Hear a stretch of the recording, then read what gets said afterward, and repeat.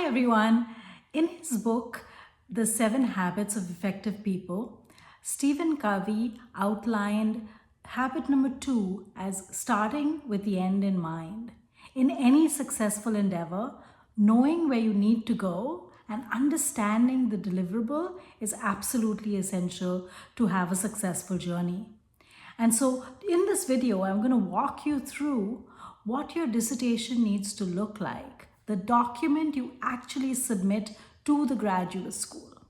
Interestingly, it doesn't matter whether you do a dissertation that has to do with an interview or has to do with a survey or it has to do with any other qualitative research or quantitative research.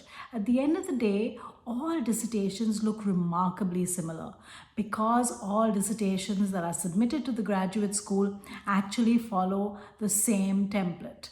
And this template is available on your Canvas as well as on the UH Graduate School page. So if you look at the first page of the template, it's essentially the cover page, which has your dissertation title, the degree you are pursuing, your name, etc.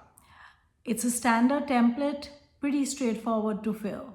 Now, the dissertation itself is presented in the form of chapters. And so you can look at the chapters and see what you need to cover in each of these chapters and how it fits within the flow of the DBA program. So for example, chapter 1 is the overview of your dissertation. It just provides an executive summary of what the dissertation is about. So if anyone wants to get a quick read on your dissertation, chapter 1 is the chapter that you need to read, right? So chapter number 2 is the literature review. In our course schedule, Directed Research 1, which you will complete in summer 1, is the scope of chapter 2, which is covering the relevant literature related to your topic. Chapter 3 is the theoretical framework, conceptual model, and hypothesis development.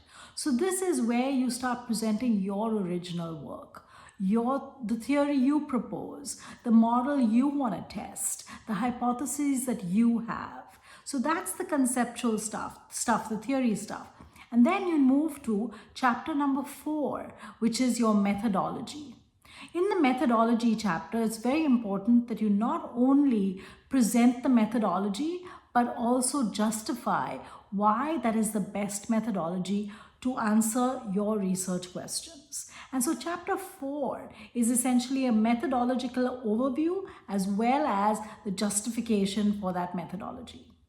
Now, chapters 1 to chapters 4 is the scope of your dissertation proposal. As you might imagine, chapters 3 and 4 require you to kind of iterate and go up and down as you are developing it, because as your theory evolves, how you test the theory, how the questions that you ask, etc., have to change. And so the purpose of the dissertation proposal defense is to actually propose that this is what you want to do.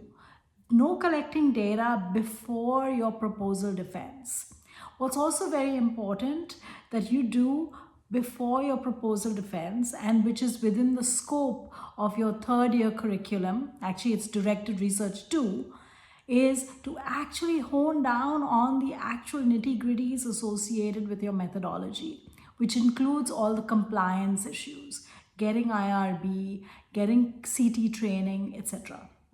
Now, when you finish and successfully defend your dissertation proposal, which will be in the first semester of your third year, that is when you actually are given permission by your committee to start collecting data.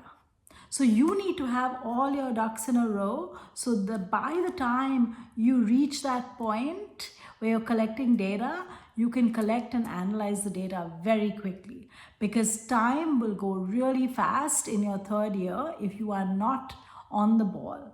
You need to be preparing to defend your dissertation in the second semester of your third year, which basically means that you need to collect data and analyze it and write it up, which will form chapter number 5 of your dissertation document. Chapter number 6 is essentially the key takeaways, the conclusions. What have you learned? What did you expect that did not work out? What did you expect that was kind of somewhat what worked out and did not map on exactly to your theorizing? So this is where you have to have a discussion. It's an intellectual exchange and intellectual deliberation of this kind of dissertation journey. And so that's essentially the scope of your dissertation. So we have outlined the different chapters and the different components of your dissertation. To briefly summarize, chapter 1 is the introduction, the overview of your dissertation. Chapter 2 is typically your literature review. Chapter 3 is your conceptual model, theoretical framework, and theoretical background. Chapter 4 is the methodology and the justification of that methodology for the particular research question. Chapter 5 is your analysis and the results you find from the study that you've conducted. Chapter 6 is your conclusions, the key takeaways from this dissertation and how it contributes to the world. So once you have this general outline of chapters, you have a complete dissertation package in place. Now, remember, there are some other components of the dissertation package that you submit that are really critical to remember. You have to complete and submit your IRB approval if you are going to collect primary data. So you submit if you look at a sample dissertation, you will see that they have submitted their IRB protocol as well as a sample survey as an appendix in every dissertation. There are some optional components to the dissertation as well, like a dedication or the acknowledgement section. But overall, if you think about this dissertation in terms of the baby steps that you need to take in order to have a complete document, it just demystifies the process and allows you to think about this as one that is more manageable and one that you can wrap your head around. So all the best. Looking forward to seeing some amazing dissertations from you all. Take care. Bye.